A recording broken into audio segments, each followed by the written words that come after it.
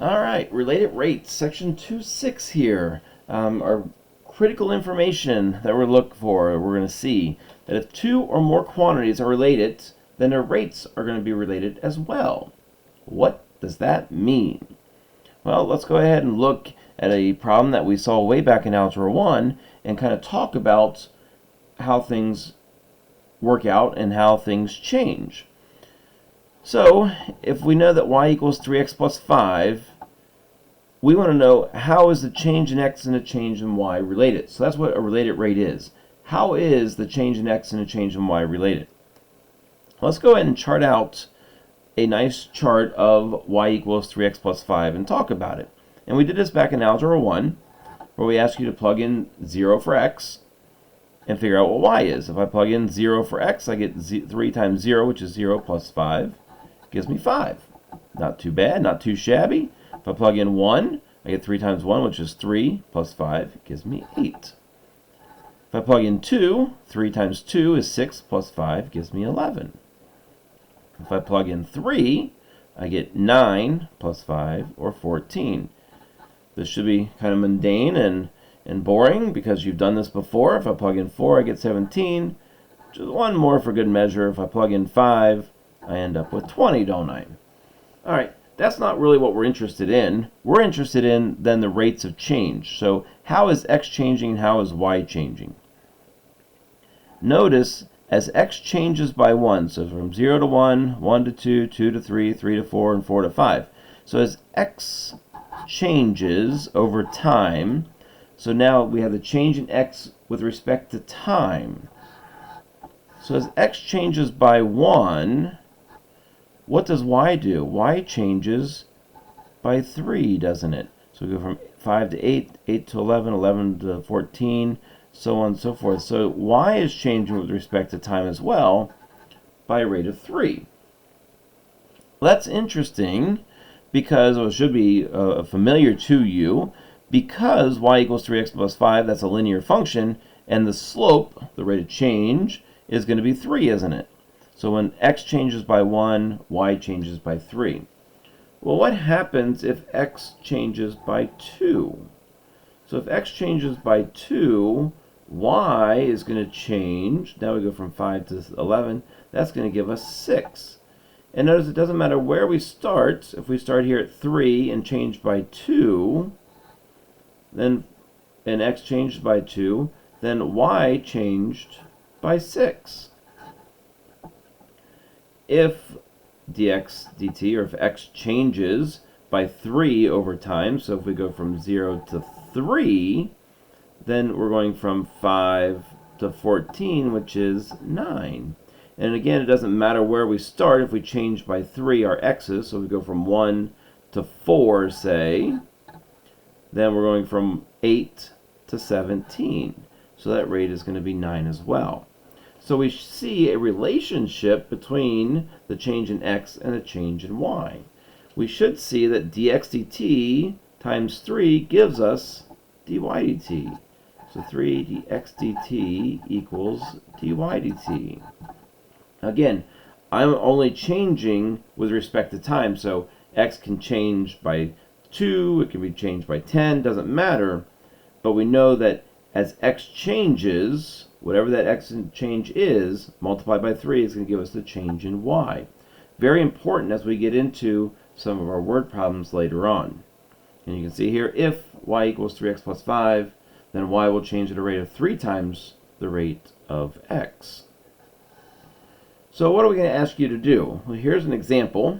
We give you y equals the square root of x. Dx dt is 5. We want to find dy dt when x equals 9. Well, what does that mean? Well, here's our relationship between x and y. This is telling us how x is changing. X is changing by a rate of 5 somethings. We want to find how fast y is going to change when x equals 9. So what can we do? We can go ahead and find the derivative of y equals the square root of x. We can change that x to the square root of x to x to the 1/2. The derivative now we're not going to take it with respect to x, we're taking it with respect to time. So now the derivative of y with respect to time, we're going to have dy dt. And that's going to equal the derivative of x to the 1/2, we're going to have 1/2 x to the negative 1/2. But now, instead of taking the derivative with respect to x again, we're taking it with respect to time, so we're going to put a dx dt along with it. Now we can go ahead and plug in what we know.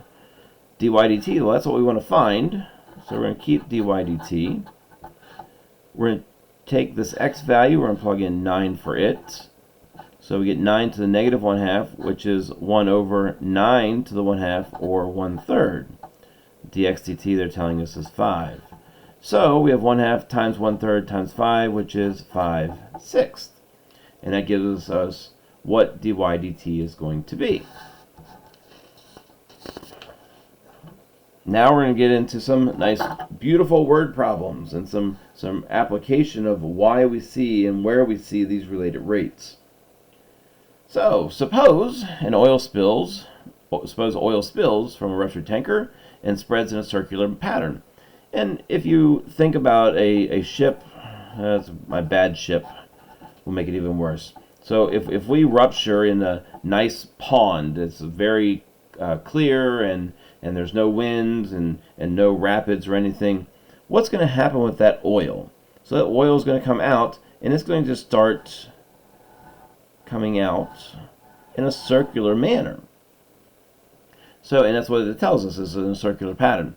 If the radius of that oil spill, so we don't know what it is, but if we draw a picture, if the radius of the oil spill increases at a constant rate, so that's telling us that this rate, or dr dt, we're going to let r equal the radius,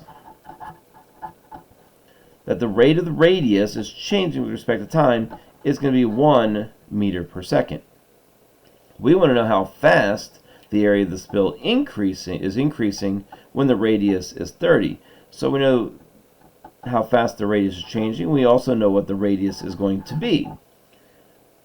We want to find how fast the area is changing. How fast is the area changing? So that's asking, if I want to know how fast, it's asking for our derivative. So if A is our area, we're looking for dA dt. So what I want to find is a relationship between the area and the radius of a circle. Some of you already have it, don't you? Area equals pi r squared. If you don't remember that formula, you might want to write it down at the top of your paper so you have it, because we're going to use it as we get into some of our more complicated problems. So now we can go ahead and find the derivative with the relationship between A and R. So the derivative of A with respect to time is going to be dA dt. Pi r squared, pi is a constant, so the derivative of pi r squared is going to be 2 pi r dr dt. We can go ahead and fill in what we know. So dA dt is going to equal 2 times pi. Our radius, we know, is 30. They tell us that. And dr dt is 1. So now we can go ahead and plug in, or solve, and we have 2 pi times 30, which is going to be 60 pi. Our area is going to be in units of meters, and our rate is in seconds, so our area is going to be in meters squared per second. In example 3, we have the volume of a cube with edges, length x, expanding at a time as time passes at 2 meters per second. How fast is the volume of the cube changing when x equals 5? So again, I'm going to go ahead and draw me a picture. There's my cube. What do I know about this cube? Well, I know that x is 5 and x is the length. So x is 5. I know that it's changing, dx dt is changing at a rate of 2 meters per second. Can we find how the volume is changing? So x is going to be our side length, v, we're going to let represent our volume. So we have a relationship between the volume and the side length of a cube. Recall the side length of a cube, all the sides are the same. So if that's x, this is going to be x, and this is going to be x. So our volume is equal to x to the third. We're going to go ahead and find then the relationship between the rates. with respect to time. So the derivative of v is going to be dv dt equals derivative of x to the third, 3x squared dx dt. Go ahead and plug in what we know. dv dt we don't know. That's what we're looking for, how fast the volume is changing. We know that x is going to be 5, so we get 25. And then dx dt is 2 in this case. So we have 3 times 25 times 2, we get 150. In our units, we're looking at volume. So it's going to be cubic meters per second. And that's going to be how fast our volume is changing with these requirements. In example 4, we have a plane flying horizontally at an altitude of 1 mile and at a speed of 500 miles per hour, passing directly over a radar station. Find the rate at which the distance from the plane and the station is increasing when it is 2 miles away from the station. So, with this picture, I'm going to go ahead and put my dot here. This is going to be my radar station. This plane is flying horizontally. So it's flying like this, and it's flying over the radar station. So it passes directly over it at 1 mile. So we know that distance is going to be 1 mile. And it's flying at 500 miles per hour. We want to know how fast the distance between the planes. So our plane is here, our station is there. We're looking at how fast this distance is changing when the plane is 2 miles away from the station. So we know that this is going to be 2 miles. If we think about this triangle is going to be a right triangle. That's going to be very important to us because we need a relationship between these 3 side lengths. Well, at least these 2, but we know the relationship between 3 side lengths. We know that a squared plus b squared has to equal c squared, where c is the hypotenuse and a and b are my 2 legs. So arbitrarily I can let this be a and this be up here be b, but be careful, b is not 500 because this is a rate. This is how fast this side is changing. So if this is side b, then its rate will be dB dt. So let's go ahead and find the relationship between these 3 side lengths with their rate. So the derivative of a squared is going to be 2a dA dt. Derivative of b squared is 2b dB dt. Derivative of c squared is 2c dc dt. We will use this formula quite a bit as well as we do these problems. So what do we know? Can we fill in some things? Well, we know that a is 1. We found that. dA dt we don't have at this point. We'll talk about it. We know b. No, we don't know b, do we? dB dt we know is 500.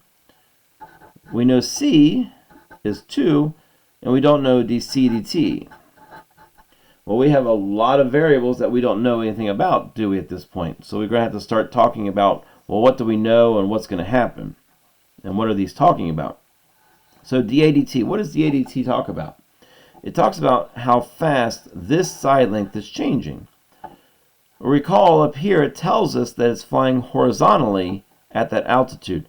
So if that's flying horizontally, this distance is not going to change at all. So we know that dA dt in this case is going to equal 0. So we have 2 times 1 times 0. That's kind of nice. B is talking about this side length. Well, I have a relationship between a, b, and c, don't I? I know that a squared plus b squared has to equal c squared. So I know that 1 squared plus b squared is going to equal c squared, or 2.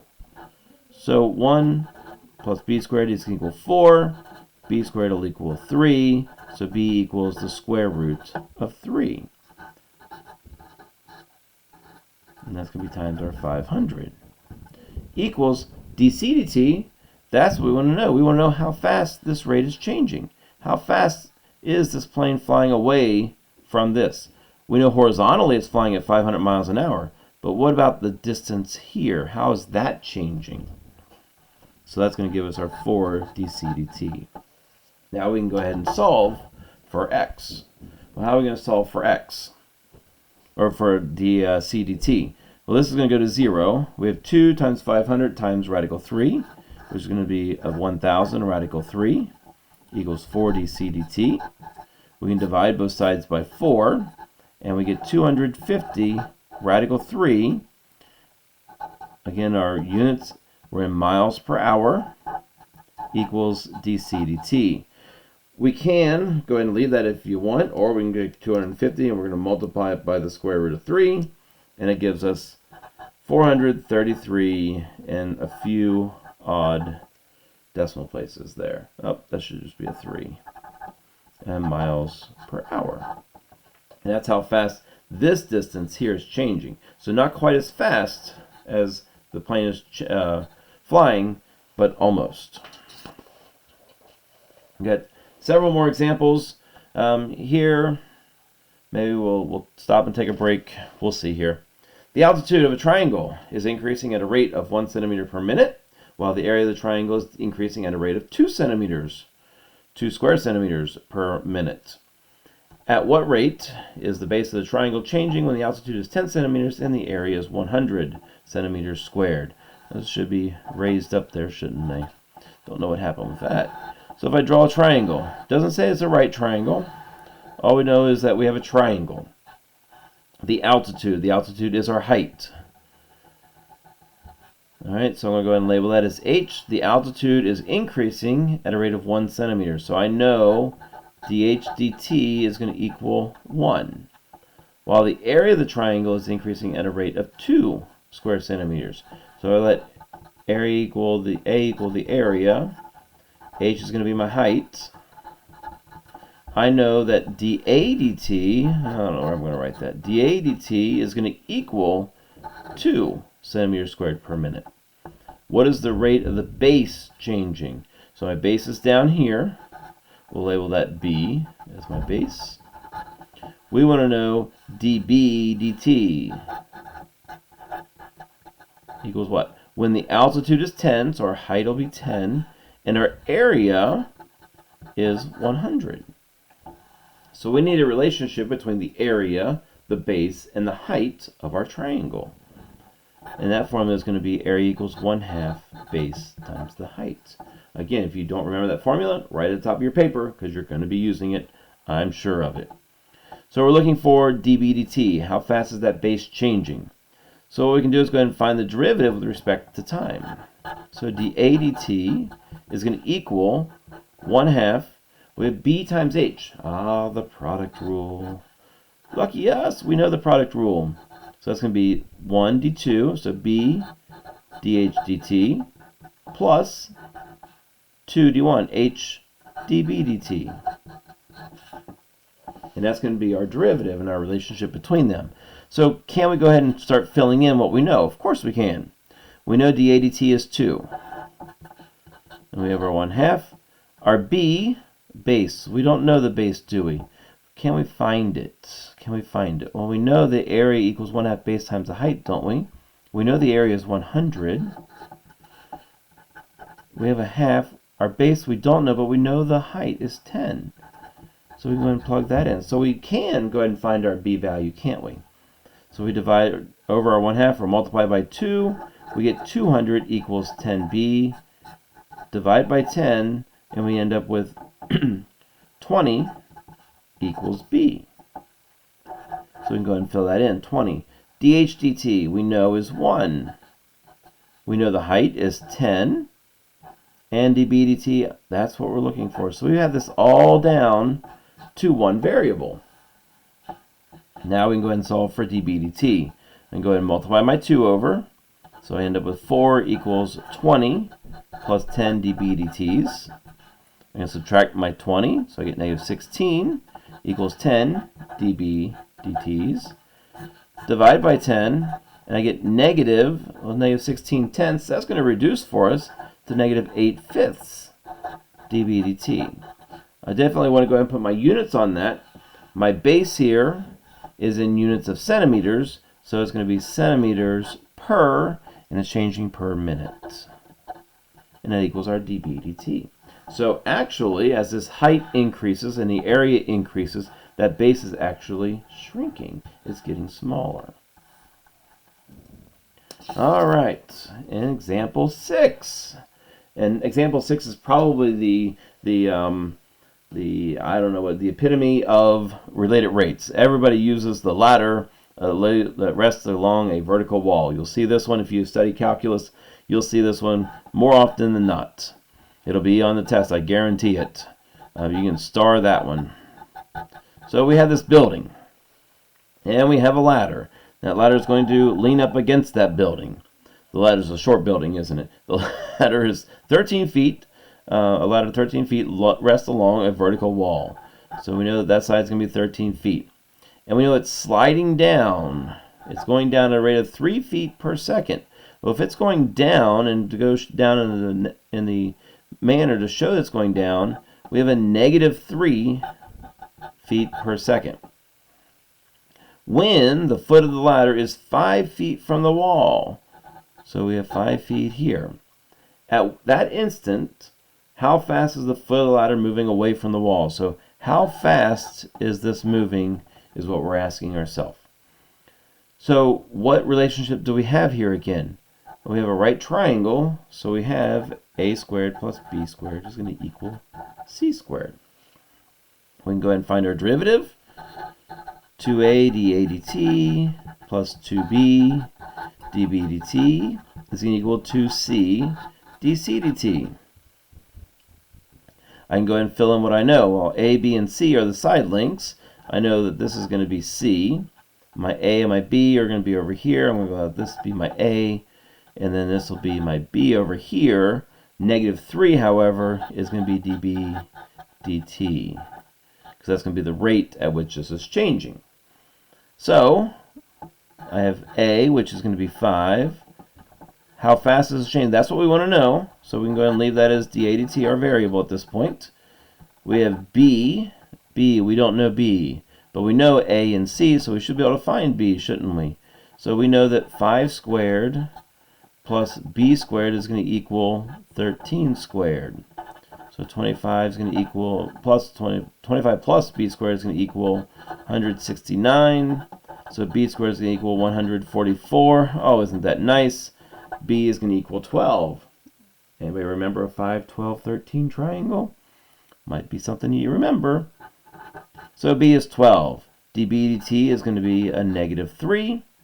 Our C value is going to be 13, so we have 2 times 13 dC dTs. Now we're going to go ahead and, dC dt. So how fast is this changing? Well, it's changing at a rate of 0. Because that ladder's not compressing, it's not being elongated, if you wish. It's going to stay at 13. So we can go ahead and solve for dA dt. So we have 10 dA dt plus, we have 2 times 12 times negative 3, so it gives us a negative 72 is going to equal 0. So dA dt is going to equal 72 over 10, or 7.2, or 36/5, however you want to write that, doesn't matter. But our units in this case are going to be feet per second. All right, I think I have one more example here, and we'll be done. I know it's kind of long, but we'll get through here.